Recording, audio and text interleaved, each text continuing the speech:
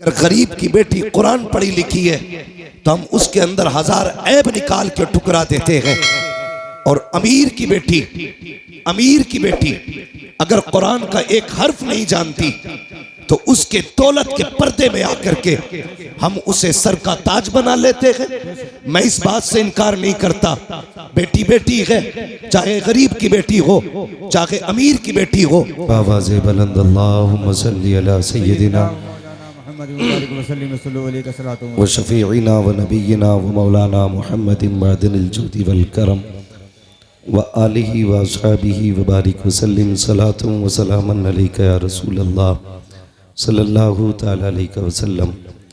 अज़ीज़ान मिल्लत इस्लामिया, अभी आपने भाई मोहम्मद अली फैज़ी साहब से बड़े अच्छे अच्छे कलाम सुने और आपने ये भी देखा कि वो सिरस खेड़े में गालिबन पहली मर्तबा आए तो एक दोस्त बनाया और उसके नाम का ऐलान कर दिया। मगर मैं आपको क्या बताऊं, मेरा तो बचपन ही सिरस खेड़े में गुजरा। मेरा एक दोस्त हो तो नाम बताऊं, मेरे तो इस गांव में कई सारे बचपन के साथी भी हैं और बाकी पूरा गांव ही यकीनन बचपन से मुझे जानता है।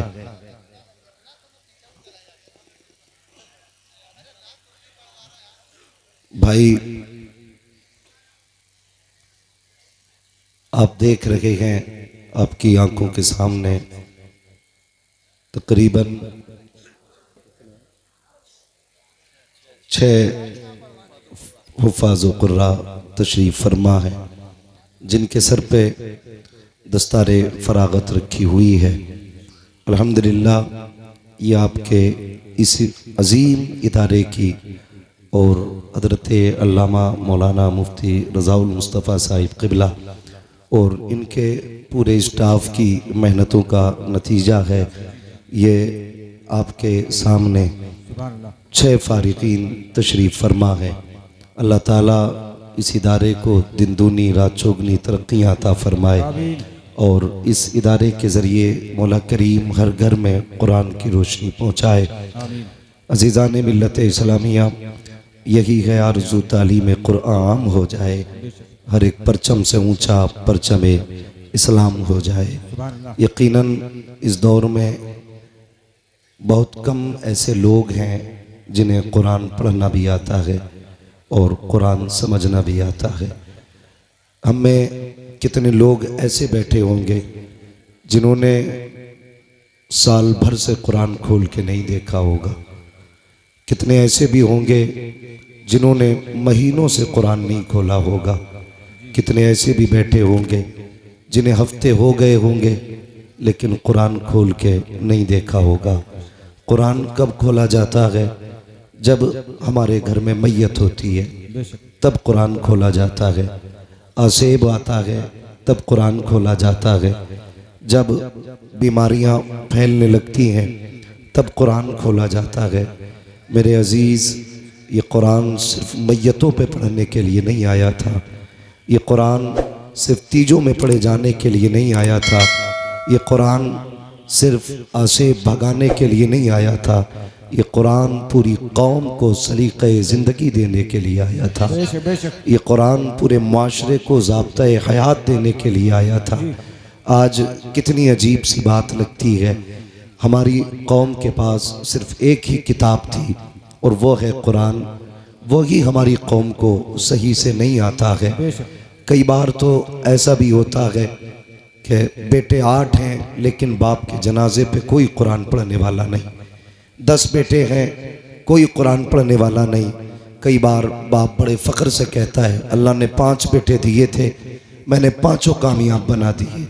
एक को इंजीनियर बनाया, एक को वकील बनाया, किसी को जज बनाया। रह गई कमाई की बात तो मैंने अपनी इस 60 साला ज़िंदगी में 3 प्लाट खरीदे, 8 मकान बनाए, बड़ी कामयाब ज़िंदगी जी के जा रहा हूँ। नहीं भाई, इस धोखे में मत आना। कामयाब ज़िंदगी उसकी नहीं है जिसने बिल्डिंगें छोड़ी, अपने पीछे मकान छोड़े, अपने पीछे गाड़ियाँ छोड़ी। कामयाब ज़िंदगी वो जी के गया है जो अपने पीछे कुरान वाले छोड़ के गया। सुभान अल्लाह, सुभान। सबसे कामयाब जिंदगी उसकी है जिसने अपने पीछे कुरान वाले छोड़े। नौजवानों, तकलीफ भी होती है, दर्द भी उठता है, लेकिन किससे कहें, कहाँ जाएं, किससे बताएं। ये एक रोना नहीं उम्मत के लिए कि आज जब रिश्ते होते हैं हमारी कौम के अंदर और जब पूछा जाता है बेटी के बाप से, आपकी बेटी ने कितना पढ़ा है, क्या पढ़ा है, तो गरीब गर्दन झुका के कहता है मेरी बेटी ने कुरान पढ़ा है। तो अमीर बड़ी आसानी से ये कह के ठुकरा देते हैं, बस कुरान पढ़ा है, बस कुरान पढ़ा है, क्या चाहते हो? का सिर्फ कुरान पढ़ाया, कितना पढ़ाना था? का MA BA नहीं कराया? यार, हम MA BA की डिग्री को कुरान से बड़ी डिग्री समझते हैं। हमें शर्म आनी चाहिए। अगर गरीब की बेटी कुरान पढ़ी लिखी है तो हम उसके अंदर 1000 ऐब निकाल के ठुकरा देते हैं। और अमीर की बेटी अगर कुरान का एक हर्फ नहीं जानती तो उसके दौलत के पर्दे में आकर के हम उसे सर का ताज बना लेते हैं। मैं इस बात से इनकार नहीं करता, बेटी बेटी है, चाहे गरीब की बेटी हो चाहे अमीर की बेटी हो, लेकिन नौजवानों, अपनी जिंदगी का मैयार एक रखना।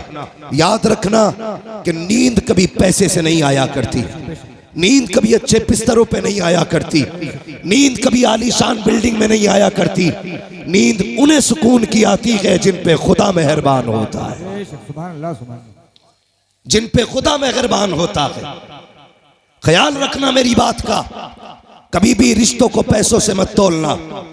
कभी ये फैसले मत करना कि ससुराल वाले 10 लाख देंगे तो AC लगा के मौज की नींद सोऊंगा। अगर AC में अच्छी नींद आती तो गरीब कभी चैन से सो नहीं पाता। अगर पंखों में अच्छी नींद आती तो कभी भी मजदूर आदमी सुकून की नींद नहीं सो पाता। लेकिन मैं सच कहता हूं, फुटपाथ पे सो जाते हैं अखबार बिछाकर, मजदूर कभी नींद की गोली नहीं खाते। इसकी वजह यह है कि नींद कभी पैसे से नहीं आती है, नींद अगर आती है तो रब के करम से आया करती है। मैं कई ऐसे अमीरों को जानता हूं, बहुत ऐसे अमीरों को, मुझसे तो टकराते रहते हैं। हाँ, मिंबर शरीफ पर अल्लामा हमारे अफसर हुसैन साहिब क़िबला, मुफ्ती नईम साहिब क़िबला, तमाम तर उलमा इकराम जलवागर हैं, मेरी बात की तायीद करेंगे।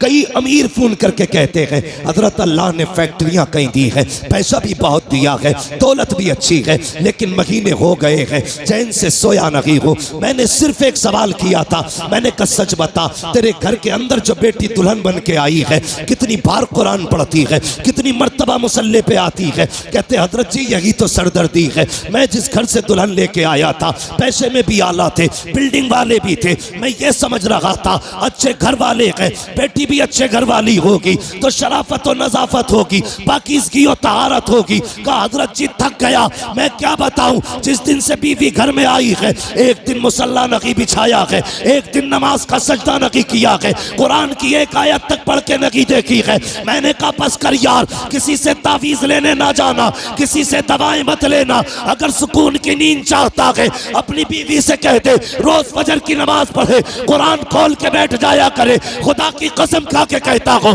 तावीज़ों के जरिए वो राहत नहीं आती है जो कुरान की तिलावत के जरिए घर में राहत आया। नारे तकबीर, नारे रिसालत, मसलक के आला हजरत फैजाने कुरान। कभी कभी दवाएं काम नहीं करती जो दुआएं काम कर जाती है। हिस्सा रखा करो अपने पैसे में गरीबों का। अगर गाड़ी गड्ढे में गिरने से बच जाए ये मत सोचना तेरी तदबीर बचा के ले गई, नहीं, ये समझ लेना किसी की दुआओं ने आके सहारा लगा दिया है। हाँ, किसी की दुआओं ने सहारा लगा दिया है। इसलिए बदलो अपने आप को, बदलो। अपने पैसे में रब के नाम पे मांगने वालों का हिस्सा रखा करो, और हर चीज तदबीर से नहीं दुआओं से भी हासिल किया करो। लोगों से दुआएं लेने के हालात पैदा करो, दुआएं लेने के हालात। लेकिन मेरी कौम के जवान, एक तकलीफ है मुझे, सिरस खेड़े में जितने पुरानी दीनदारी है ना, उससे बड़े बड़े डीजे भी बजते हैं शादियों में। ये खबरें भी हमें मिलती हैं, जहां तुम्हारे जलसों की शोहरतें हैं वहां तुम्हारे डीजे की भी शोहरतें कम नहीं है। ये लिए नहीं, इस्लाम की फितरत में कुदरत ने लचक दी है, जितना के दबाओगे उतना ही हरा होगा, बेशक बेशक सुभान अल्लाह।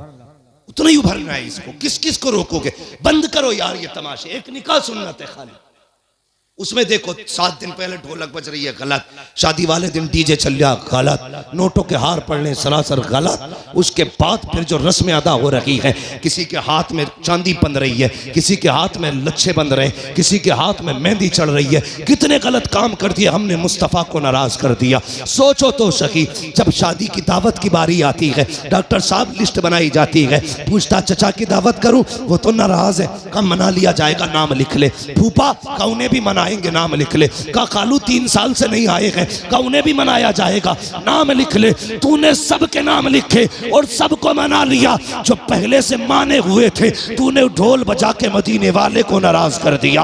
वो मुस्तफा जो राजी थे तूने गाने बजा के उन्हें नाराज कर दिया।